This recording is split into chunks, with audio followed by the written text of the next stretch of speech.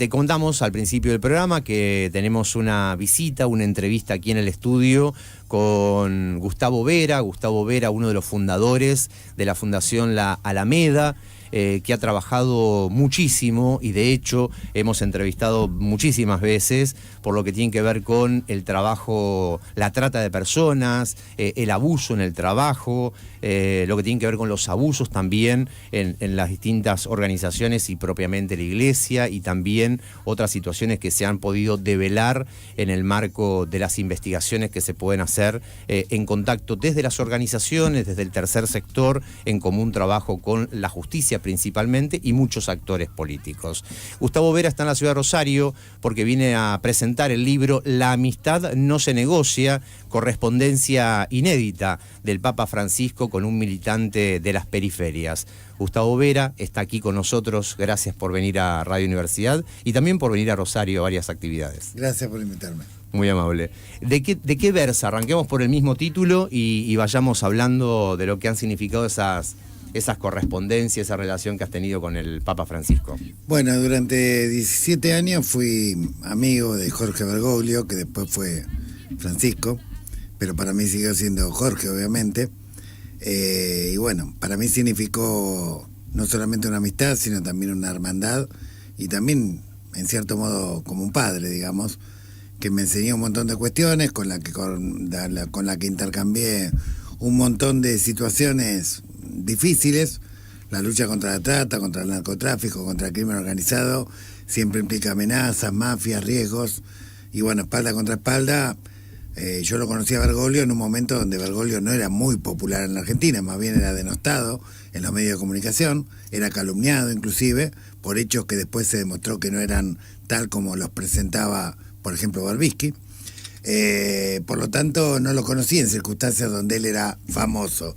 Lo conocí en circunstancias difíciles y en circunstancias donde él apoyó muchísimo a nuestra organización, que estaba asediada por las mafias de las redes de prostíbulos, de talleres clandestinos y las complicidades políticas, judiciales y policiales. Hay que recordar que para esa época, 2008, nosotros habíamos desmantelado la División de Trata de la Federal, habíamos iniciado una causa contra 90 comisarios, habíamos denunciado 6 prostíbulos de un miembro de la Corte Suprema de Justicia, habíamos iniciado una causa con un agente de la CIDE histórico, Raúl Martín, que hoy está preso y se está pidiendo su extradición desde México.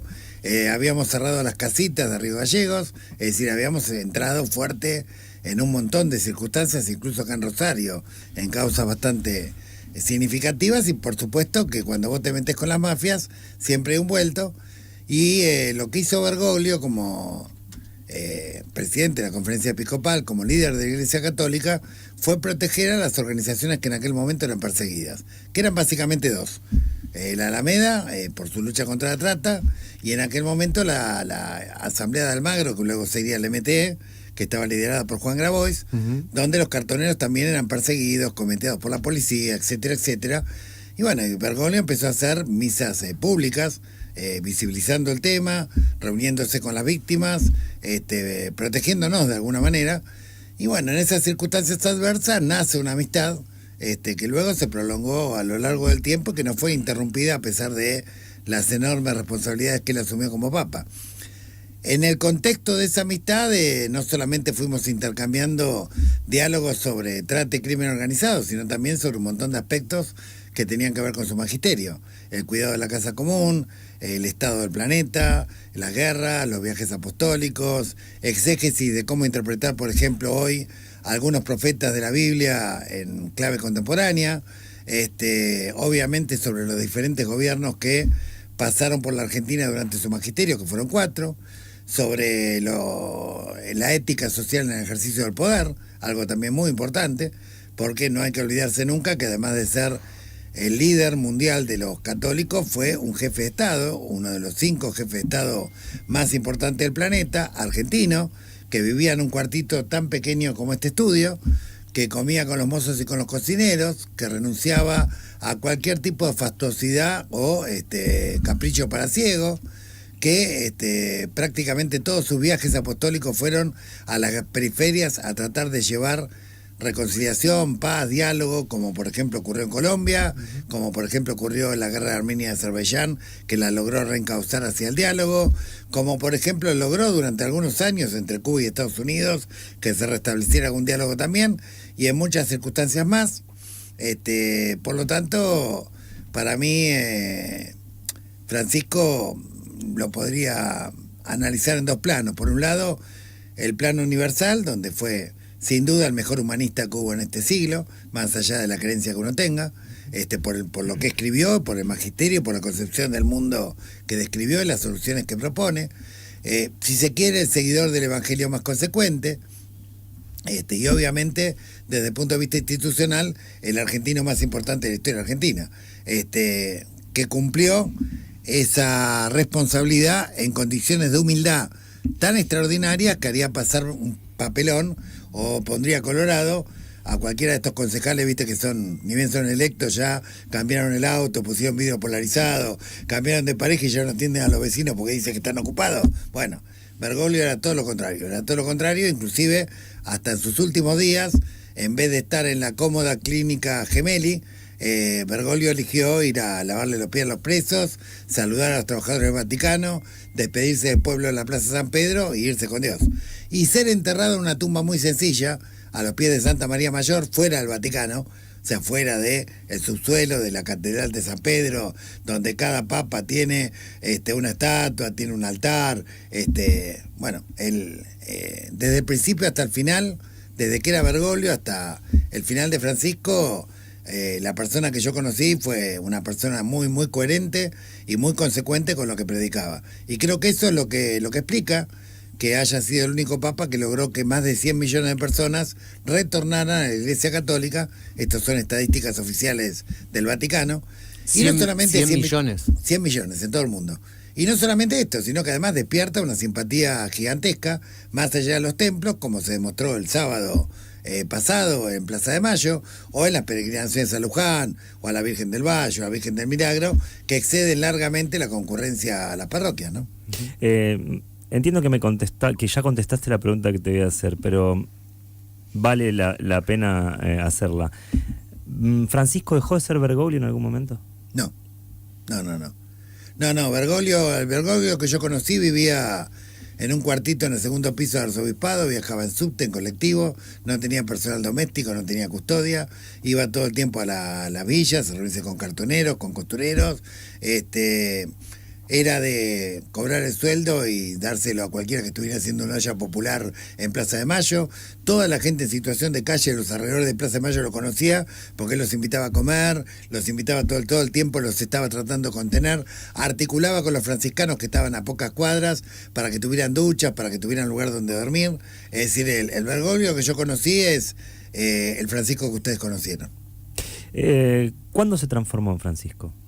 Desde tu amistad con él, ¿cuándo te dijiste acá Bergoglio? Es al revés. A ver, yo había estado yo en mi infancia y adolescencia estuve en escuelas parroquiales, estuve 9 años en los Scouts Católicos Argentinos, soy de una generación que en la preadolescencia, tránsito a la adolescencia, nos agarró el golpe militar. Y bueno, si bien no tenía obviamente ni podía tener a esa edad, 13, 14 años, conciencia política, sí tuve conciencia fáctica de hechos que ocurrieron. Yo vivía en Sáenz Peña, la localidad de 3 de febrero, la casa Scout donde yo concurría, un día la volaron, una bomba, pum. Grupo Santa Teresita del Niño Jesús, Grupo 239 de la Unión de Scout Católicos Argentinos. Mi dirigente Scout, la que me había formado, Carmen Aida López, está detenida desaparecida en la lista de la CONADEP. Hay otro dirigente Scout que está detenido desaparecido, que no se sabe dónde está. Hay un sacerdote que colaboraba con nosotros en los campamentos, que se casó y se fue. Y lo que llegaron fueron unos milicos con sotana, que eran horribles, ¿sí? A mí me terminaron echando del colegio, el rector dijo que yo era un subversivo, y obviamente yo me alejé absolutamente de la iglesia. Es decir, yo cuando fui a verlo a Bergoglio, no fui a verlo por razones religiosas. Lo fui a ver porque era el jefe de la Iglesia Católica, que hablaba del volquete, que hablaba de la víctima de trata, era el único que hablaba de ese tema, que era de los temas de que nos ocupábamos nosotros. Nosotros fuimos a pedir protección. Y en el transcurso del caminar con Bergoglio, la verdad que nunca me imaginé que me iba a encontrar, y mucho menos en esa jerarquía, a un sacerdote que fuera consecuente con el Evangelio, ¿sí? Que viviera como pensaba, ¿sí? Que tal como predicaba, lo predicara con el ejemplo.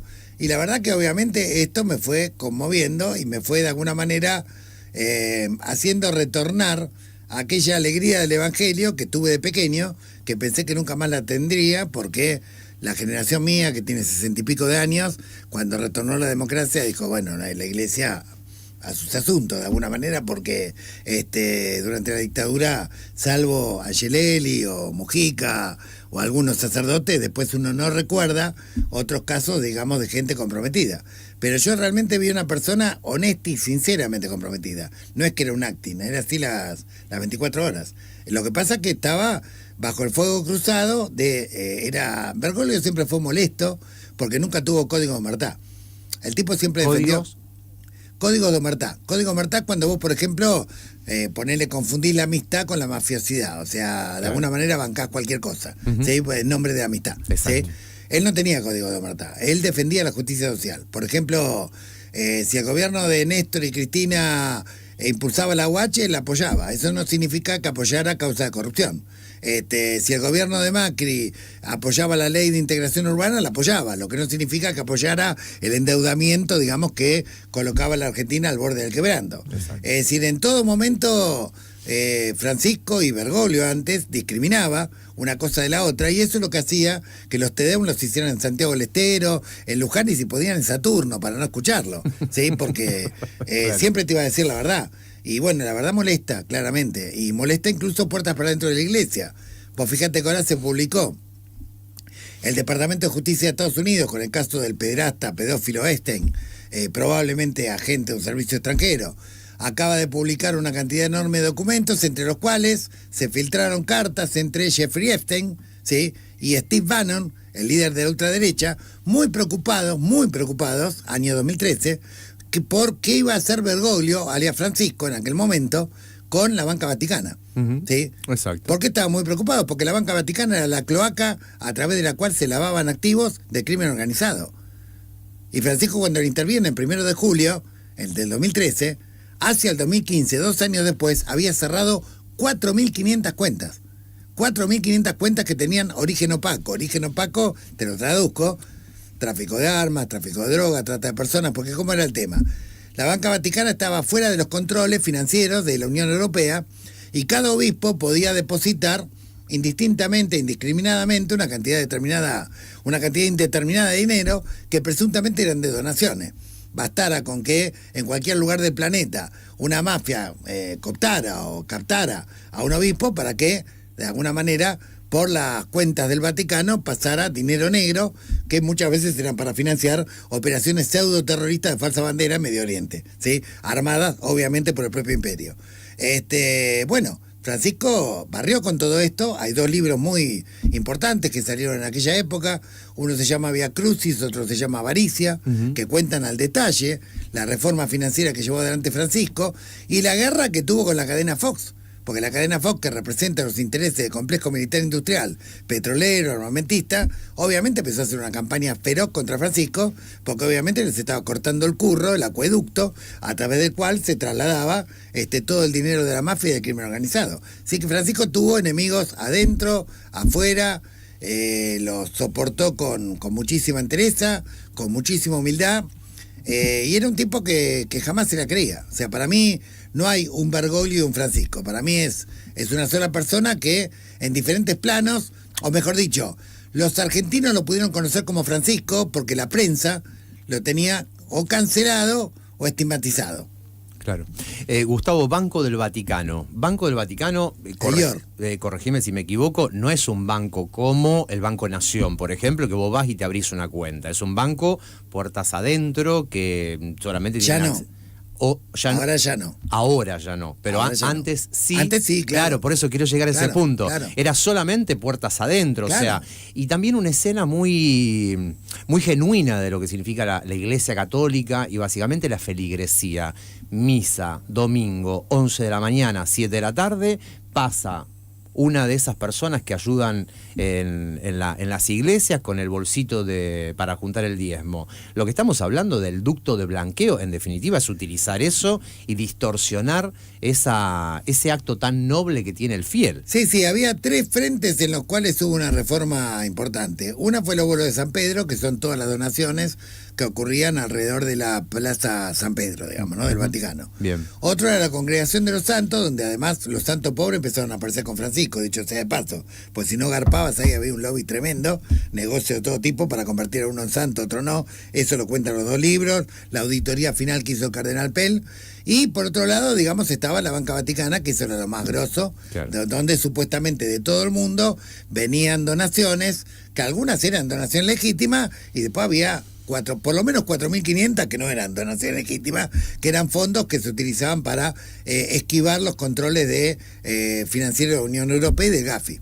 Claro. Lo primero que hizo Bergoglio es ponerlo bajo la jurisdicción del Gafi, bajo los controles de cualquier banco común y corriente, empezar a cerrar las cuentas, y hubo una persecución feroz al cardenal que llevó adelante esta reforma financiera. El cardenal George Pell, un cardenal australiano, fue el arquitecto de la reforma financiera. La cadena Fox le hizo una campaña tremenda, se lo acusó falsamente de pedofilia. ¿Sí? Un jurado popular en Australia, cooptado, sobornado, lo condenó, tuvo 13 meses preso. La Corte Suprema por unanimidad lo sobreselló, y además empezó a investigar al tribunal por presunto soborno, ¿sí? Y hasta se le dio una reparación. O sea, Cardenal Pell pagó, digamos, 13 meses de prisión injustamente por haberse metido con la mafia justamente del crimen organizado. Y sabemos que esto es así porque nosotros en pequeño lo hemos visto. ¿Cuántas veces, por ejemplo, por denunciar mafia, como nosotros no tenemos obviamente enriquecimiento ilícito, y además cuando yo fui legislador devolvía el salario, el 60%, es más, propuse que ganaran lo mismo que un director de escuela, bueno, como no podían con nada de eso, inventaron Natalia Cay, inventaron otro tipo de cuestiones, y ya me dijeron cualquier pavada que no era ni siquiera verosímil, no ya verdadero o falsa, ni siquiera verosímil. Pero bueno, estas cuestiones ocurren cuando vos obviamente metés el dedo en la llaga del crimen organizado. Acá en Rosario debe haber sido muy común, con muchas personas honestas que denunciaron mafias y bueno, tuvieron consecuencias de calumnias, de injurias, obviamente de ensuciarlos. Estamos hablando con Gustavo Vera de la Alameda. Contaste que cuando eras pibe fuiste a la escuela primaria y que te trataron de subversivo. Secundaria, primaria y secundaria. La primaria fue a San Carlos Borromeo. La secundaria fue a Nuestra Señora de Lourdes, que aparte es paradójico porque en el Lourdes yo me bauticé. Ahí en el tercer año, bueno, obviamente yo estaba muy molesto, estaba muy mal. El grupo de causa había disuelto, había dirigentes que habían desaparecido, había curas que ya no estaban, otros curas que eran unos vigilantes. Bueno, nada, adolescente, así que empecé a quejarme fuertemente de todo esto, y en el 79... el rector le dijo a mi madre que yo tenía algunas ideas subversivas y que me cuidara, y nada, me rajaron. Obviamente arrojé al niño con la bañadera, me alejé completamente de la iglesia, completamente de todo lo que tenía que ver con la iglesia. Paradójicamente mi certificado original de bautismo en Lourdes lo guardó Francisco en su casa, en la habitación 301 de Santa Marta, entre las pocas cosas que Bergoglio guardaba. Hay cartas donde él de alguna manera no. Paradójicamente terminó en la casa del Papa. Pero bueno, a ver, yo me había alejado pensando que bueno, que todo lo que yo había vivido en mi infancia, en mi adolescencia, era una especie de algo excepcional, y que bueno, que la regla era esa oscuridad, esa opacidad, esa actitud poco solidaria, contenedora. Aparte veía que en el país estaban pasando cosas feas ya cuando fui creciendo, teniendo 17, 18 años, y que no veía a la iglesia muy comprometida de alguna manera. Vos fíjate que cuando se retorna a la democracia en el 83, la iglesia no juega un papel tan grande, porque había obviamente desconfianza, porque hubo sectores que fueron cómplices, sin ninguna duda. Esto está investigado también. Y por eso, pero esto no está fuera del Evangelio. Por eso Jesucristo, cuando habla de la parábola más importante que utiliza Jesucristo en el Evangelio, que es para explicar cómo cumplir el mandamiento mediante el cual acceder a la vida eterna, es la parábola del buen samaritano. Vos fíjate que esa parábola es muy interesante porque habla de un tipo que venía caminando por un camino rural, lo asaltan 3 personas, lo roban, le pegan, lo dejan herido al costado del camino, ¿sí? Pasa un religioso que conocía los mandamientos de memoria, lo mira al tipo y sigue de largo. Pasa un funcionario, ponele el nombre que quieras, concejal, diputado, senador, juez, fiscal, ministro, el que a vos se te antoja, que conoce las reglas éticas del momento, de la sociedad de aquel entonces, sigue de largo. Pasa un samaritano, es importante explicarle a la audiencia qué es un samaritano. Samaritano era de Samaria, Samaria era la Villa Miseria. O sea, para Judea, Samaria era los negros peligrosos, ahí te pueden robar, ahí te pueden asaltar, no se puede hacer lugar, es gente inculta, supersticiosa. Bueno, pasa un samaritano, ve al herido acostado en el camino y siente de corazón, ¿sí?, que a él no le gustaría estar en el lugar de ese herido y que todo el mundo siga de largo y nadie se haga cargo. Y el tipo se hace cargo. O sea, el tipo para su caballo, lo cura, o lo intenta curar, lo sube a su caballo, lo lleva a una posada y le dice al posadero, bueno, que se reponga y hasta que se restablezca te pago los días. Y si resulta que son más días, cuando paso de vuelta, vos me decís cuánto es y yo te doy la diferencia. Terminada de contar esta parábola, Jesús le pregunta al doctor de la ley que le había preguntado qué era amar al prójimo, qué es el prójimo. Digo, bueno, ¿quién pensás que amó más al prójimo? ¿El religioso, el funcionario o el samaritano? Obviamente el doctor de la ley, atragantado, tuvo que reconocer que era el samaritano. ¿Qué te demuestra esto? Primero, que el bien precede a la verdad. El bien precede a la verdad. Vos podés estudiar 80 manuales de ética, podés leer 900 veces los mandamientos, que eso no te hace buena persona. Lo que te hace buena persona es la disposición de corazón, donde obviamente nuestro corazón siempre está en conflicto entre la bondad con la que nacemos, con la que nace un niño, y la mundanidad con la que se nos va llenando, avaricia, envidia, resentimiento, etcétera, y tenés que discernir todos los días qué lugar vas a ocupar en esa escena. ¿Vas a ser el asaltante? ¿Vas a ser el samaritano? ¿Vas a ser el posadero medio samaritano? Te alojo pero te cobro, ¿sí? ¿Qué papel vas a ocupar de alguna manera cada vez que actuás en tu vida diaria? Claro. Entonces, para Jesús era muy claro el tema, o sea, no era, y para Francisco también. Para Francisco, si eras una persona de buen corazón, a él no le importaba, de alguna manera, qué es lo que vos creías o lo decías creer. Lo que le importaba era lo que vos efectivamente hacías. ¿Cómo fue el vínculo que tuviste con Bergoglio una vez que se transformó en Francisco? Bueno, esto de las correspondencias. A ver, yo trataba, obviamente cuando se convirtió en Francisco, primero gané un montón de asados porque... ¿Apostaste eso? Y con periodistas, sí, con periodistas muy conocidos. ¿Pero tenías alguna data de que se podía convertir en papa? La verdad Francisco? que no, pero tenía... Sí, bueno, había, a ver, no data. Él había tenido una votación importante en el cónclave anterior. Sí. Él había tenido un rol destacado en Aparecida, digamos que fue una cumbre que hicieron obispos latinoamericanos, pero la data era de corazón, o sea, yo lo veía al tipo y la verdad que si vos lo conocías personalmente a Bergoglio, tratabas con él en la diaria y veías la crisis que tenía la iglesia en aquel momento, de pedofilia, de corrupción en la banca vaticana, de falta de autoridad moral, era... De todo lo que había en el cónclave, era indiscutiblemente el que tenía mayor autoridad de alguna manera para restablecer los pilares de la iglesia. Uh-huh. Era una probabilidad fuerte a pesar de la edad. Digamos que era un impedimento porque tenía 76 años. Pero bueno, a ver, una vez que él es elegido, yo me había reunido en Buenos Aires la última vez, el 13 de febrero, exactamente un mes antes de que fuera elegido papa. Después no lo molesté más porque dije, bueno, el tipo está lleno de quilombo, obviamente. Yo cumplo años el 24 de marzo, ¿sí? Lamentablemente. Así que siempre que cumplo años estoy en la marcha de Memoria, Verdad y Justicia. Una fiesta. Es un cumpleaños multitudinario el que es un cumpleaños multitudinario, claro, sí. Una fiesta de democracia. La cuestión es que el 9 de marzo, el 13 de marzo asume como papa Francisco. Y el 24 de marzo, mientras estaba en la marcha, me llama para el cumpleaños, cosa que siempre hacía. Siempre hacía como Bergoglio. Uh-huh. Yo ni me esperaba que llamara. Obviamente no atendí porque estaba en la marcha, ni escuché. Después cuando escuché el contestador, ese mensaje de contestador fue pasado en todos los medios porque era la primera vez que Bergoglio hablaba. A alguien de Argentina desde que fue elegido papa. Claro.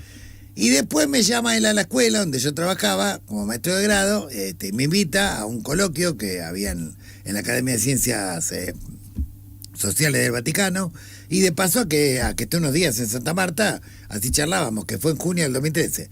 Bueno, a partir de ahí restablecimos el vínculo y a partir de ahí empezamos a tener un vínculo epistolar periódico, y también yo participé de un ciclo de coloquios que hacía Naciones Unidas sobre los objetivos de desarrollo sostenible dentro del Vaticano, que se hacían cada 3 meses, y bueno, eso me dio la oportunidad de verlo con bastante frecuencia. Pero la frecuencia epistolar no se detuvo nunca, es increíble, son más de casi 600 cartas que le escribió, yo escribí más de 6.000, pero obviamente acá en el libro lo que importa son las cartas de él, no las mías.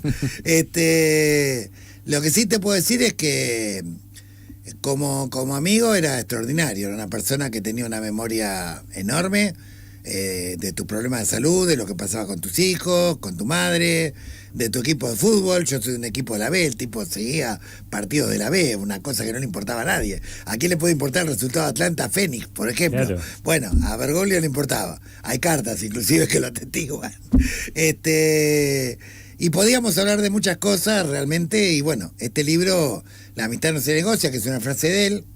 Por supuesto que como yo seguía denunciando mafias en Argentina y seguía ganándome amigos y enemigos, muchos iban de alguna manera o viajaban y desaconsejaban a Francisco respecto a una amistad con una persona como quien te habla. Entonces Francisco le respondía, inclusive una carta, donde él dice: yo tengo un don, y es que la amistad es sagrada, la amistad no se negocia, rezo todos los días para conservarla. Ahora, la amistad no se negocia no significa que no me corrigiera, no significa que no pudiéramos de alguna manera libremente criticarnos en aquello que estábamos de acuerdo o no, y en eso él lo permitía y era una amistad realmente sincera, genuina, y que te ayudaba mucho al crecimiento. Pensar esta tarde es la presentación del libro La amistad no se negocia, correspondencia inédita del Papa Francisco con un militante de las periferias, escrito por Gustavo Javier Vera, editado por Autores de Argentina. La presentación es hoy a las 6 de la tarde en la sede de la UNR, en la sede de calle Sarmiento 784, aula 4, piso 2. Te reitero, la data es esta tarde a las 6 de la tarde en Sarmiento 784, lo que es Sarmiento y esquina Peatonal Córdoba. Vas a ver ahí el hermoso edificio donde estaba la perfumería abajo. Exacto, al lado de la perfumería arriba está la puertita. Entrás y ahí decís: vengo a ver a la presentación del libro de Gustavo Vera, y te van a decir dónde está el aula 4. Sí. Hacemos estas aclaraciones básicamente porque estamos acostumbrados a otros espacios de la universidad que son más conocidos, son más taquilleros, ¿no? En este caso es un lugar que en definitiva también hemos transmitido en vivo en la radio desde Facultad ahí, de Adultos Mayores. Por ejemplo, palabras de bienvenida. Va a estar el ex rector de nuestra universidad, el profesor Darío Mayorana, que es el director del Centro de Estudios Interdisciplinarios CEI-UNR. Estará la presidenta del Consejo Municipal de Rosario, María Eugenia Schmuck, y también el director del programa Derecho al Desarrollo CEI-UNR, el profe Jorge Murillo. Y también comento que la presentación va a estar a cargo del autor, por supuesto, que es Gustavo Vera. Desemboco en comentario y pregunta. En los comentarios va a estar Claudio Kishimoto. Claudio Kishimoto es abogado, es fiscal federal para San Lorenzo y para Rosario. Es uno de los fiscales federales que viene investigando fuertemente las redes de narcotráfico y también lo que venimos hablando, lo que tiene que ver con los ductos del blanqueo de dinero de la economía ilegal. Otra que va a estar comentando el libro de Gustavo Vera, que es una voz conocida en nuestra radio, es la referenta de la cooperativa Cartoneros Rosario, que es Mónica Crespo. Me quedo con Kishimoto, me quedo con Crespo, porque en definitiva lo que planteas como título del libro, esta cuestión de militante de periferias. ¿Qué son las periferias? Y uniendo, pensando en Mónica Crespo, ¿y qué son hoy las economías ilegales? Pensando en los territorios, en las periferias y en Kishimoto, quien tiene que investigarla, ¿no? Sí, cuando hablamos de periferia hablamos en dos planos, el plano geográfico y existencial, ¿no? Por supuesto. Y hablamos de alguna manera de las consecuencias de la cultura del descarte que genera este sistema, basado en el rédito inmediato, concentrado en pocas manos, de alguna manera me estoy refiriendo a escala mundial, pero también obviamente a escala nacional. Un sistema donde, paradójicamente, cuanto más se desarrolla la tecnología, en vez de beneficiar a digamos, la comodidad de la población, o que trabajemos menos horas, o que estemos, digamos, más incluidos. Al contrario, genera cada vez más descarte, más desocupación, más miseria, porque no es un sistema basado con centro en los seres humanos, sino con centro en el dinero. Esto es algo que el propio Francisco describía en sus encíclicas Laudato Si, Fratelli Tutti. Y ese descarte humano, a su turno, es un caldo de cultivo de gente desesperada, que obviamente es captada por la trata de personas, es captada por diferentes modalidades de esclavitud, explotada, y luego ese dinero del crimen organizado se lava y vuelve a inyectarse en la economía formal. Y es como que a diferencia de la naturaleza, que tiene un círculo evolutivo o un ecosistema evolutivo de alguna manera armónico, el sistema político, económico, institucional con que funciona el mundo es un sistema destructivo. Cada vuelta de tuerca que da deja más gente descartada, cada vuelta de tuerca que da deja el planeta más erosionado, cada vuelta de tuerca que da deja el planeta más al borde de su propia desaparición, como planeta, incluso como sociedad. Y esto tiene que ver justamente con un sistema al que Francisco llamaba a cambiar, a construir una sociedad justa, inclusiva, sustentable. Llamaba a reconstruir 3 relaciones rotas: la relación entre los seres humanos a través de la fraternidad humana. Cuando hablamos de fraternidad humana hablamos del corazón, justamente, la unión de los buenos corazones más allá de las percepciones o creencias. Cuando hablamos de la reconstrucción de la relación con la naturaleza, hablamos del cuidado de la casa común. O sea que no podemos de alguna manera pensar que los recursos son ilimitados y que lo podemos explotar hasta el infinito, porque obviamente ya está demostrado científicamente que el calentamiento global existe, el cambio climático existe, los fenómenos climáticos extremos existen, y si seguimos persistiendo en maltratar el planeta, obviamente esto va a generar situaciones cada vez más graves. Y la tercera cuestión que tenemos que recuperar es la trascendencia, espiritualidad, creencia en Dios, como ustedes lo quieran llamar, que básicamente es la que engendra la solidaridad intergeneracional. Engendra ese sentimiento de que uno es consciente que está de paso por esta vida y que tiene como misión dejar al mundo mejor de lo que lo encontró para las futuras generaciones, ¿sí? Esto de cuidar el planeta y dejarlo, pasarle la posta a la generación siguiente. Estas 3 relaciones llamaba Francisco a reconstruir.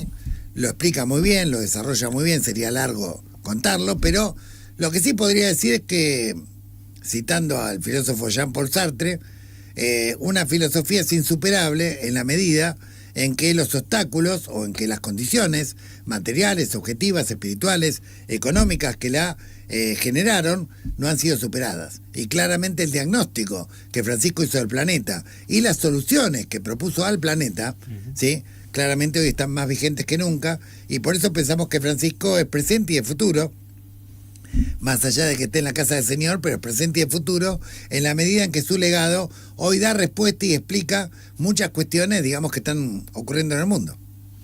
Me quedo pensando en las 3 palabras: fraternidad, casa común, espiritualidad. Y mencionaste antes, no recuerdo el nombre, de la parábola, cuando contaste la parábola. La parábola del samaritano. Del samaritano, bien.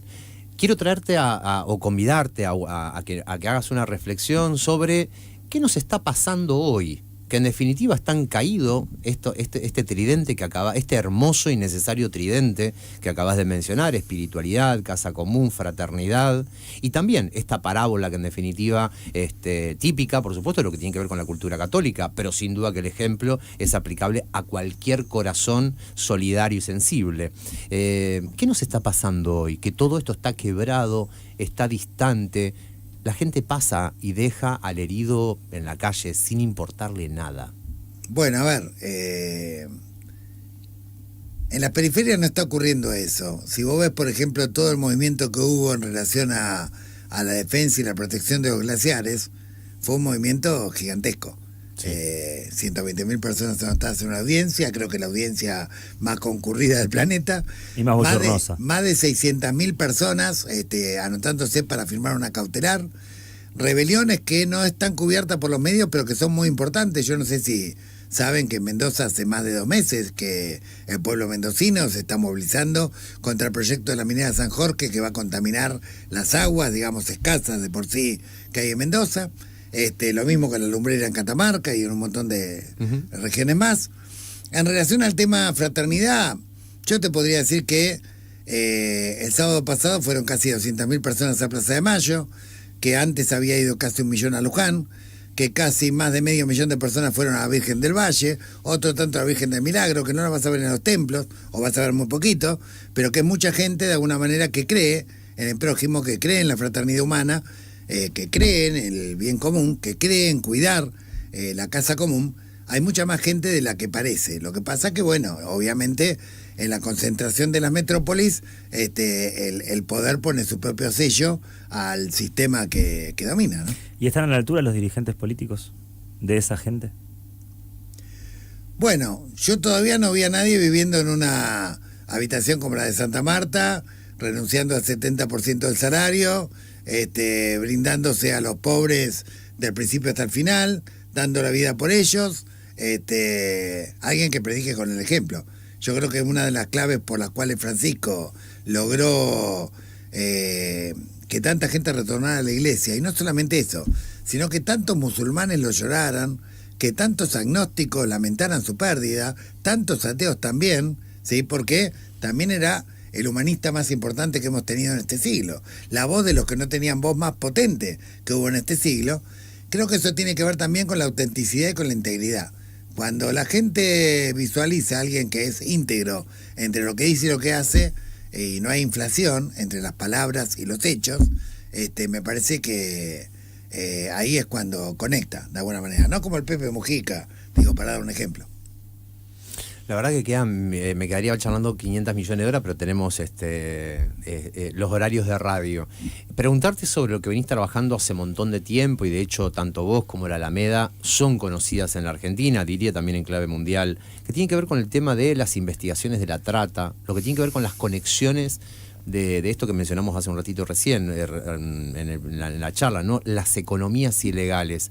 ¿Qué nos podés contar de lo que ha sido el avance y el perfeccionamiento de lo que pueden ser las investigaciones, el detectar los casos? Te estamos haciendo la entrevista en el 2026, preguntarte si todo esto sigue existiendo en la Argentina, sigue habiendo clandestinidad laboral, trata de personas.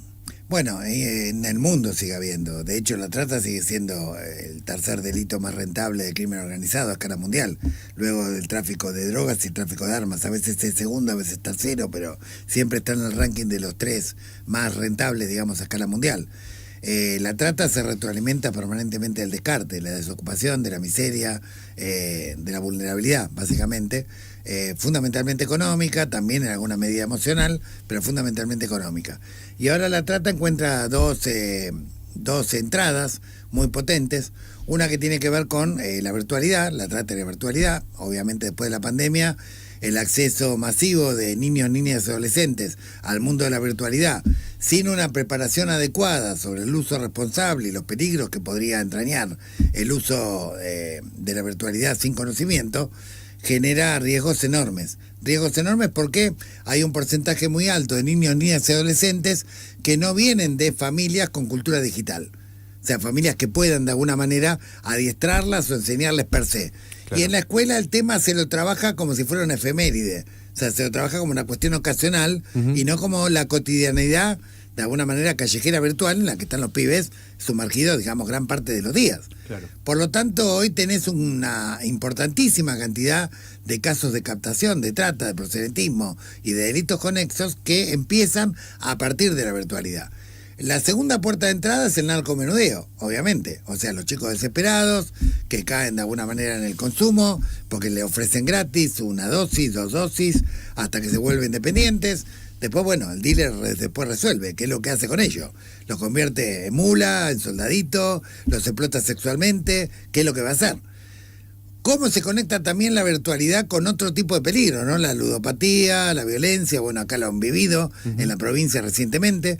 Yo creo que es urgente, digamos, en Argentina, una ESI virtual, de alguna manera, trabajar la virtualidad, el uso responsable de la virtualidad. Te van a tratar de zurdo, Gustavo. Y no confundir con que esto es Suecia o Australia, porque hay provincias que han tomado la decisión, bueno, los pibes no vienen más con celulares. Como si eso fuera una solución. Entonces, como mochila transparente. Claro, no no vuelven más con celulares, y hay un municipio incluso que resolvió, no vienen más con mochilas. Claro. La próxima vez van a resolver, no vengan más los pibes, claro, directamente. O sea, y sí, porque a ver, si en la casa no le pueden explicar porque eran analfabetos digitales, nunca habían tenido acceso a una cultura digital, y si en la escuela no le van a enseñar, al pibe lo deja tirado de la calle. Sí, claro. Esto es lo que está ocurriendo en la práctica. Es un tema que tenemos que discutir como política pública urgente. Yo creo que aminoraríamos mucho los casos de captación y de trata si trabajáramos este tema como política pública en las escuelas, urgentemente. ¿Por qué no es un tema de preocupación, un tema de ocupación de la política? Te hago esta pregunta pensando en que, por ejemplo, lo que tiene que ver con la trata es un tema del 1800. Por eso te marqué, estamos en 2026. Bueno, es interesante porque en el lenguaje de los organismos internacionales hasta hace poco se hablaba de la trata como nueva forma de esclavitud, y nosotros decíamos no son nueva forma de esclavitud, esto viene existiendo hace mucho tiempo, y recientemente en Naciones Unidas se ha reconocido el tráfico de esclavos en África como un delito de lesa humanidad, y se ha votado la reparación. ¿Y quiénes votaron en contra? Estados Unidos, Israel y obviamente Milei. No digo la Argentina, Milei, porque la Argentina tiene una tradición de lucha contra la trata que es pionera en el mundo. Pero ¿quiénes abstuvieron? Todos los países que se beneficiaban de la esclavitud, que por eso justamente llamaban a esta esclavitud como nueva, para tratar de ocultar, digamos, los orígenes de su capital, ¿no? La acumulación originaria. Ahora bien, yo creo que es un delito que igual que el tráfico de armas, igual que el tráfico de drogas, es un delito que permanentemente hay que combatir en el mundo, pero que bueno, depende cuántas herramientas tenés y cuántas utilizás. Si vos tenés, por ejemplo, políticas de contención y de asistencia a las víctimas, es mucho más fácil rescatar a la víctima. Si vos tenés políticas de prevención claras por donde pueden ser las puertas de entrada, podés mitigar muchísimo el problema. Y si vos además, obviamente, generás un desarrollo en el mercado interno que genera expectativas de futuro para los adolescentes, para los jóvenes, para que puedan trabajar, para que puedan progresar, digamos, normalmente de manera inclusiva, obviamente mitigás un montón. Todo depende si vos además apuntás contra los prostituyentes, apuntás contra, de alguna manera, los que también participan como consumidores de la esclavitud, también mitigás un montón. Ejemplos en Suecia, en Francia, hay de leyes que han funcionado bien. Pero bueno, a ver, acá en la Argentina está pasando algo muy, muy singular. Por un lado, la Corte Interamericana de Derechos Humanos del año 2012 ha sancionado a la Argentina por no tener tipificado el delito de compra y venta de bebés, niños, niñas y adolescentes. O sea, aunque parezca increíble, somos uno de los pocos países en Latinoamérica que no tiene tipificado el delito de compra y venta de niños y de bebés. Y por eso es tan difícil adoptar, digo, agrego yo, 2 más 2 son 4, ¿no? Bien. Segunda, o sea, pasó el gobierno de Cristina, pasó el gobierno de Macri, pasó el gobierno de Alberto, está pasando el gobierno de Milei, que solamente hubo media sanción con la conmoción del caso Loan, y cuando bajó la prensa del caso Loan, empezó a dormir de vuelta el proyecto número 60 y pico, el sueño de los justos, ¿sí? Ahora, fíjate qué rápido que se sancionó la baja de edad de imputabilidad, ¿sí? Entonces, no solamente no estamos cuidando a los niños, sino que directamente los estamos criminalizando. Digo, para ser más claro. Claro. Criminalizando y además facilitando, porque obviamente al no haber tipificación del delito de compra y venta de niños, ¿qué se favorece? ¿Las adopciones ilegales o compra y venta de niños con fines de pederastía, de pedofilia o de cualquier otro fin? No está prohibido en Argentina, eso es lo que está planteando. Sería como un delito de sustracción de identidad, bastante menor al que correspondería si fuera un delito equivalente a trata, que es como lo considera la Corte Interamericana. Gravísima situación.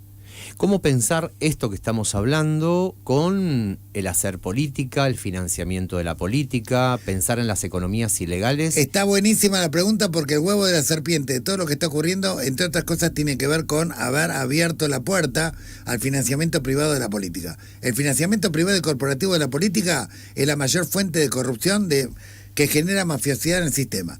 Vos fíjate que Brasil en el 2015, después de Lavallato, Chile en el 2016, después de hechos de corrupción también que hubo en campaña, y México con AMLO, cuando asumió López Obrador, en los 3 casos prohibieron el financiamiento corporativo de la política. Lo prohibieron directamente.